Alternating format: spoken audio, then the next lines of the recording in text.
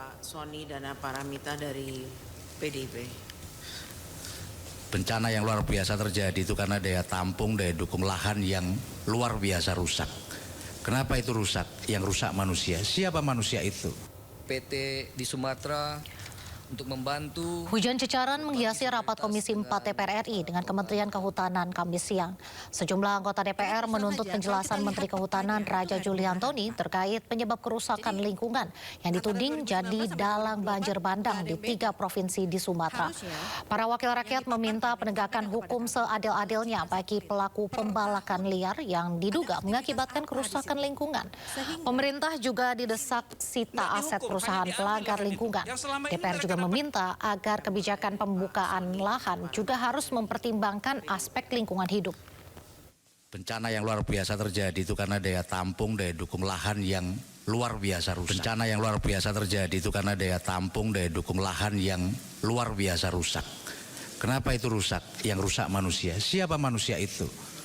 Bapak Ibu sekalian, bagi saya soal bukan hanya illegal logging dan alih fungsi lahan punya saham terbesar atas kerusakan yang terjadi di Indonesia. Deforestasi 1,4 juta hektar tanah sepanjang 2016-2025, kalau datanya di Aceh itu sungguh sangat luar biasa, dan ini menunjukkan tata kelola kehutanan kita masih tersesat dalam proses pembangunan yang berkelanjutan. Pemanfaatan hutan tidak satu frekuensi dengan perlindungan alam.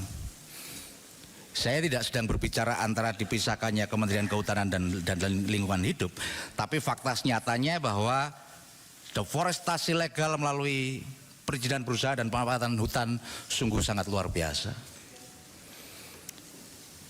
Saya tidak menegasikan soal-soal illegal logging, tapi yang marak kalau di berbagai video, berbagai dokumenter, kayu-kayu gelondongan yang luar biasa gede itu saya kira bukan kelasnya, bukan pencuri kayu, bukan perambah hutan yang di sekitar hutan, tapi mungkin juga korporasi besar. Dan ini sudah diamini tadi dalam paparan menteri bahwa ada banyak perusahaan-perusahaan yang nakal yang akan dicabut izinnya ke depan.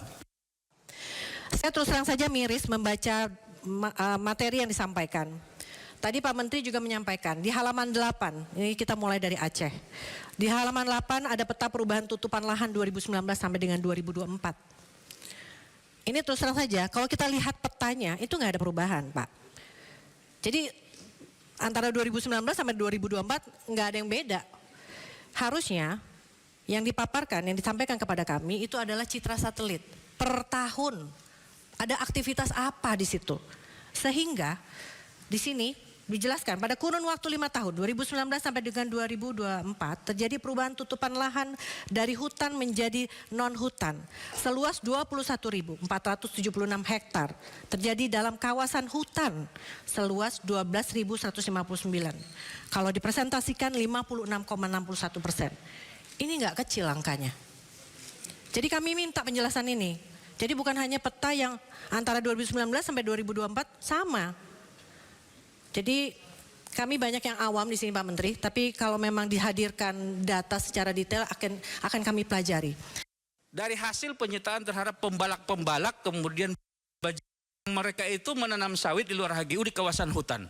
Dan ini perlu diambil, jual itu semua ladang, kemudian berikan itu untuk pembangunan infrastruktur yang hampir belasan triliun di 3 provinsi ini. Jangan sampai sekarang di tengah TKD yang sedang menurun dari pemerintah pusat ke daerah, dihantam lagi oleh bencana banjir, kemudian diberikan lagi ke daerah untuk membangun, itu tidak bisa. Oleh karena itu, ini ada kesempatan bagi kita untuk mengambil alih aset itu yang sudah dipegang oleh negara, kemudian berikan itu kepada wilayah masyarakat kita.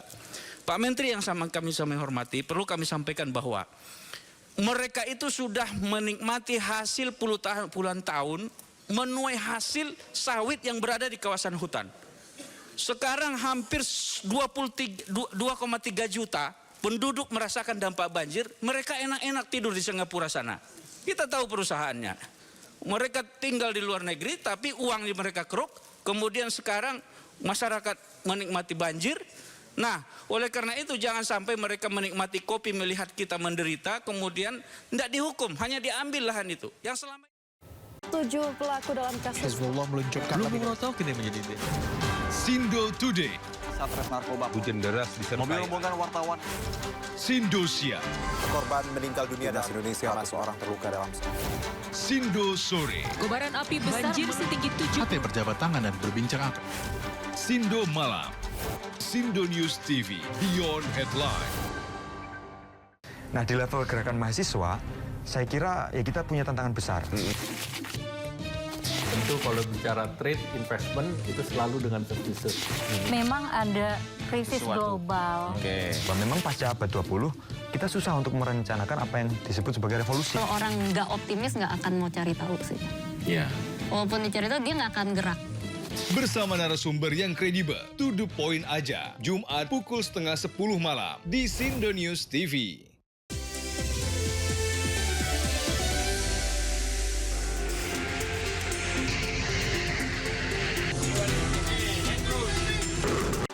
Pelaku dalam kasus Hezbollah meluncurkan Belum mengetahui kini menjadi Sindo Today, Satres narkoba, hujan deras disertai mobil rombongan wartawan, Sindosia, korban meninggal dunia dan Indonesia, seorang terluka dalam Sindo Sore, kobaran api besar banjir setinggi 7 HT berjabat tangan dan berbincang akrab.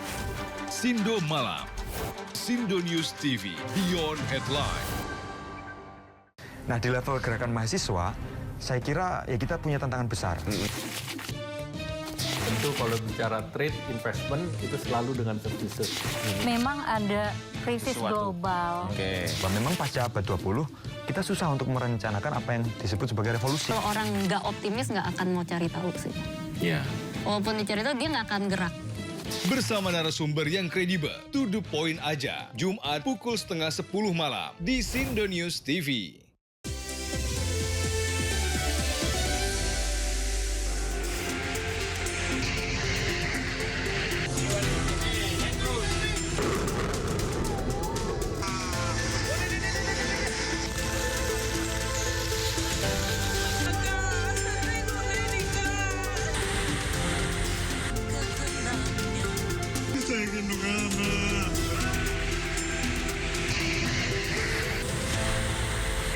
Bicara trade investment itu selalu dengan terpisah.